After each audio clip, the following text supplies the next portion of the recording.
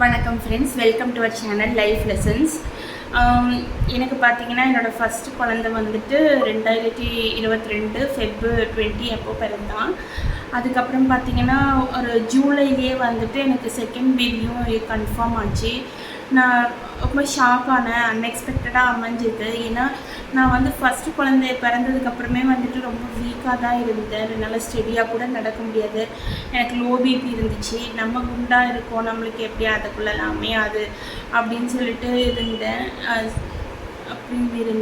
ஆனால் அன்எக்ஸ்பெக்டடாக எனக்கு அமைஞ்சதும் எனக்கு ரொம்ப பயமாகிடுச்சு. இதை அபார்ட் பண்ணலாமா இல்லை பெற்றுக்கலாமா, என்னால் முடியுமா அப்படின்னு சொல்லிட்டு ரொம்ப குழப்பமாக இருந்து ரொம்ப பயமாக இருந்துச்சு. நம்மளுக்கு ஹெல்த் நல்லா இல்லையே, எப்படி பெற்றுக்கிறது அப்படின்னு சொல்லிட்டு நான் ரொம்ப யோசிச்சுட்டு இருந்தேன்.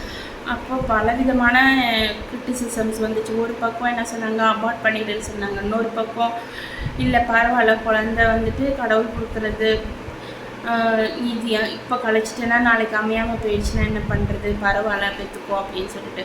இன்னொரு பக்கம் நீ உன்னோட இஷ்டம் அப்படின்னு சொல்லிட்டு சொன்னாங்க. இன்னொரு பக்கம் இந்த ஹாஸ்பிட்டலில், கவர்மெண்ட் ஹாஸ்பிட்டல், ப்ரைவேட் ஹாஸ்பிட்டலு, சில ஃப்ரெண்ட்ஸு, சில ரிலேட்டிவ்ஸ் எல்லாருமே என்ன சொல்கிறாங்க, எல்லோரும் என்னையை மட்டும்தான் திட்டினாங்க. உனக்கு அறிவு இல்லையா, படித்த பொண்ணு தானே, இப்படி கொஞ்சம் கூட கேப் இல்லாமல் அடுத்த குழந்தை எப்படி நீ எப்படி பழக்க போகிற, உன்னோட ஹெல்த்து தான் ஸ்பாயில் ஆகும் அப்படி சொல்லிட்டு நிறைய அவமானப்படுத்தினாங்க. என்னையை மட்டும்தான் திட்டினாங்களே ஒழிச்சு என் ஹஸ்பண்டை யாருமே கேட்கவும் இல்லை.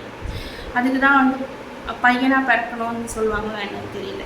நான் தான் அவ்வளோ உடம்புல அவ்வளோ பிரச்சனை இருந்தோ அந்த வழியை தாங்கி அந்த ப்ரெக்னென்சியில் இருக்கிற அந்த கஷ்டத்தை தாங்குறது பத்தாதுன்ட்டு இந்த மாதிரி சுற்றி இருக்கிற கிரிட்டிசிசம்ஸ் எல்லாம் என்னை மட்டும்தான் குறி பண்ணி என்னையே தான் திட்டினாங்க. ஸோ அந்த கிரிட்டிசிசம்ஸும் தாங்கிட்டு இருந்தேன். நான் போய் யோசித்தேன் என்ன பண்ணுறதுன்னு தெரியாமல். அப்போ ஒரு 3 டேரோ ரீடர்ஸ் கிட்டே கேட்டேன்.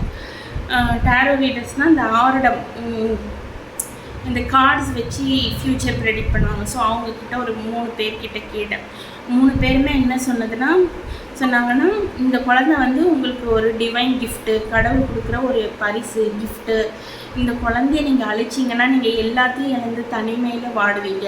ஆனால் இந்த குழந்தைய நீங்கள் பெற்றுக்கிட்டிங்கன்னா இந்த குழந்தை உங்களுக்கு நிறைய அதிர்ஷ்டத்தை கொடுக்கும், உங்கள் வாழ்க்கையில் நல்ல பாசிட்டிவான மாற்றங்களை கொண்டு வரும், இந்த குழந்தை உங்களுக்கு ரொம்ப லக்கியாக இருக்கும் அப்படின்னு சொல்லிட்டு சொன்னாங்க. இந்த குழந்தைய பெற்றுக்கிறதுக்கு தேவையான உதவிகள் எல்லாமே உங்களுக்கு கிடைக்கும், நீங்கள் கேட்டிங்கன்னா உங்களை சுற்றி இருக்கவங்களை கேட்டிங்கன்னா கிடைக்கும் அப்படின்னு சொல்லிட்டு சொன்னாங்க. ஸோ அது மட்டும் இல்லாமல் ஒரு உயிரை அழிக்கிறது வந்துட்டு நம்மளுக்கு எந்த உரிமையும் இல்லை. குழந்தை வந்து அமையிறது அது கடவுளுடைய செயல். இந்த நேரத்தில் இந்த தாய் தகப்பனுக்கு இந்த குழந்தை பிறக்கணுங்கிறது அது கடவுள் எழுதின விதி. அது எப்போ அமையுங்கிறது நம்மளால் சொல்ல முடியாது.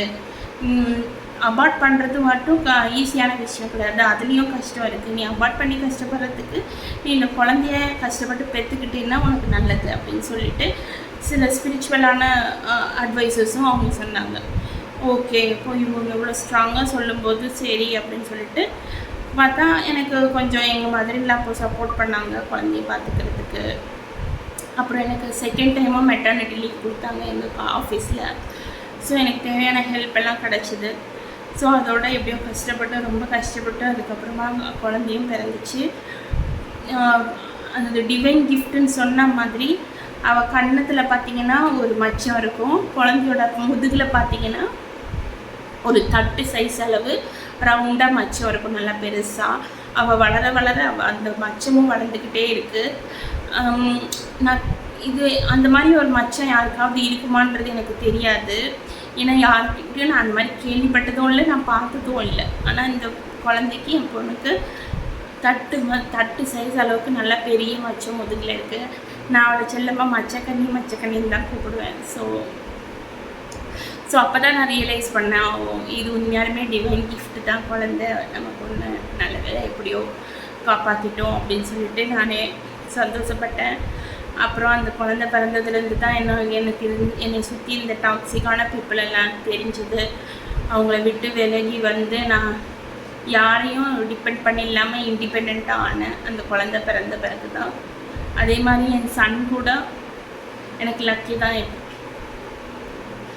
என் சன் அண்ட் டாட்டர் பிறந்தது ஒரு பிறந்ததுலேருந்து என்னை சுற்றி இருக்க டாக்ஸிக் பீப்புள் யார் யாருன்னு ஐடென்டிஃபை பண்ணேன். அவங்கெல்லாம் விட்டு தனியாக வந்து இண்டிபெண்ட்டாக இருக்கேன்.